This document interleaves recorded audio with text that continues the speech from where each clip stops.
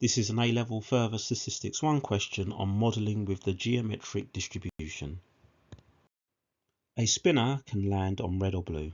When the spinner is spun, there is a probability of 1/3 that it lands on blue. The spinner is spun repeatedly. The random variable B represents the number of the spin when the spinner first lands on blue. Part A, and first part A, we need to find the probability that B is equal to 4.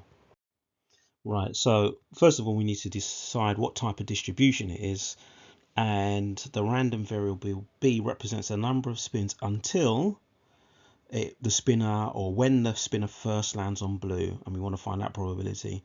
There's the big clue. When we want to find the probability at the first success, and then we're not interested in what happens after that, it's going to be geometric. This probability here, the probability of x is equal to x, this is given in the formula book. These other ones here are worth memorizing, because it will make your life a lot easier if you're asked to work out these probabilities and you know what these formulas are. Right, so A, part 1, let's define our random variable B.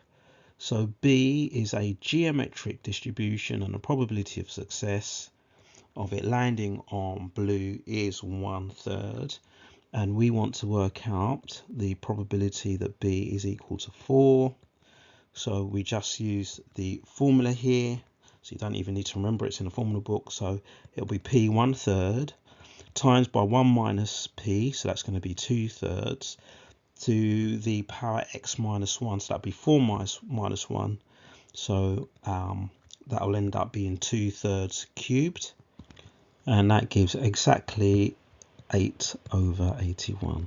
Okay, right, so what does the second part of part A ask for? And that is the probability that P is, or B is less than or equal to 5. So again, using the formula makes our life very easy. So that would be 1 minus 1 minus P, so again 1 minus 1/3, so that's 2/3, and this is to the power x, so this is going to be to the power 5. So we'll work that out on our calculators, and we get an exact value of 211/243. So just highlight that before we move on to part B. And part B says find E of B squared. Now, to find E of B squared, what we need to do is to rearrange the formula for the variance, because here's E of B squared, and if we rearrange that, we'll get E of B squared is going to be equal to the variance of B plus the, and that's the mean squared there, the mean squared. So we're going to have to find the variance of B and the mean of B. Now, from the formula book, it tells us that the mean of a geometric distribution is 1/P, and the variance of a geometric is 1 minus P over P squared. So we're just going to substitute those in. We know the value of B, P. So E of B squared is equal to the variance. So it's going to be 1 minus 1/3 over 1/3 squared, plus the mean, which is 1/3, and that needs to be squared. So we've got the variance of B plus the mean of B squared, and that gives an exact answer of 15. Steve invites Tamara to play a game with this spinner. Tamara must choose a colour, either red or blue. Steve will spin the spinner repeatedly until the spinner first lands on the colour Tamara has chosen. The random variable x represents the number of the spin when this occurs. If Tamara chooses red, her score is e to the x. If Tamara chooses blue, her score is x squared. Part C. State, giving your reasons and showing any calculations you have made, which colour you would recommend that Tamara chooses. So to do this question, what we're going to do is we're going to work out what expected score would be if she chose red, and the expected score if she chose blue. Right, now to work out the expected score of anything, think about when it would be in a table. You multiply the outcome, or the score, or the number on the dice, or the number that's in the top of the table, you multiply it by the probability of getting that outcome. Okay, and the scores, the values in the top of the table are going to be like e to the power 1, e to the power 2, e to the power 3, because x represents the number of the spin when this occurs. Right, so first spin, if she gets a red on the first spin, so that's a probability of 2/3, then her score will be e to the power 1. Okay, so first spin, x, number of the spin when this occurs. So imagine a table, probability distribution, with e to the 1 in the top row and 2/3 in the bottom row. Right, what's going to happen if she gets it on the second spin? Well, that means she doesn't get it on the first spin, but she gets it on the second. But now we've got e squared. So imagine this in the top part of the table, with underneath it this probability 1/3 times by 2/3. Now on the third spin, that means that she's not going to get a red on the first two spins, but she will get a red on the third spin, and her score will be e cubed. So hopefully you begin to see a pattern here. I'll just do one more. We'll go to the fourth spin. So that means not getting a red on 3 spins, getting a red on the fourth spin, and the score would be e to the power 4, and so on.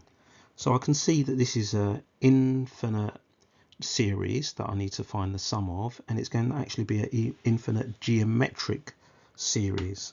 So I want to find the sum to infinity. Now to do that, let's work out what's happening as we go from one term to the next, so that we can write down the value of a, the first term in the sequence, and the common ratio. And I can see that each time I times by 1/3 to get the next term in the sequence, and also multiply by e as well. So to get the next term, the common ratio is 1/3 e, or e over 3. Right, so to find the sum to infinity, I need a, that's the first term, so that will be 2/3 e, and I need the common ratio. Well, I've just worked that out. That's going to be 1/3 e. So the sum to infinity is a over 1 minus r, so that will be 2/3 e divided by 1 minus 1/3 e. Let's just times everything by 3, make it a little bit nicer to look at. So we'll have 2e over 3 minus e. Let's work out what value that gives us, and that comes out as 19.2978, and so on.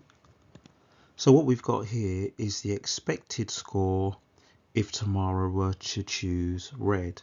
Okay, let's work out what the expected score would be if she chose blue, which is e to the x squared. So again, imagine a table where you've got x squared at the top, and then at the bottom you're multiplying by the probabilities to get x squared. Now we've already worked this out in part A, e of b squared. So e of x squared is e of b squared, because it's the blue spinner. So the calculations are going to be the same, and that's 15. If we were to calculate it from scratch, we'd get the same value. We'd get 15.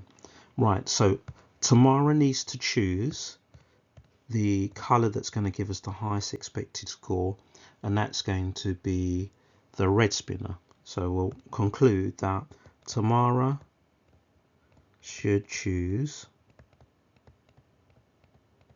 red, since